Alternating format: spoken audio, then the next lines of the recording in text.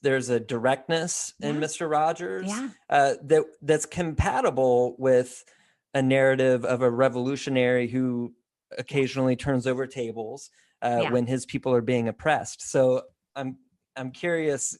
It seems like you're very heavy on the saying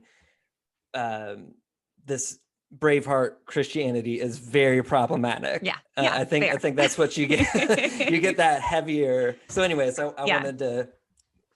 That's very true. And I think that ultimately what Christians would do well to think carefully about courage and power. Right. What does power look like? What's the relationship between Christianity and power? Is there a Christian model of power? When we look at Christ, what does that power look like? Right. The triumphal entry kind of shows us that it wasn't like what people thought it ought to look like.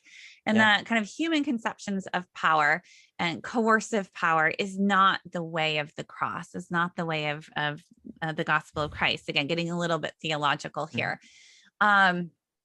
Arguably. So when we look at somebody like Mr. Rogers too, well, first in this kind of Braveheart Christianity, courage is linked to violence, like the capacity to do violence and aggressiveness and aggression. And these are linked to masculinity, that this is how God made men. This is why they have testosterone. And so this is part of being a faithful Christian man is when push comes to shove, and sometimes you can kind of, bring things to that point preemptively, then violence is sanctified.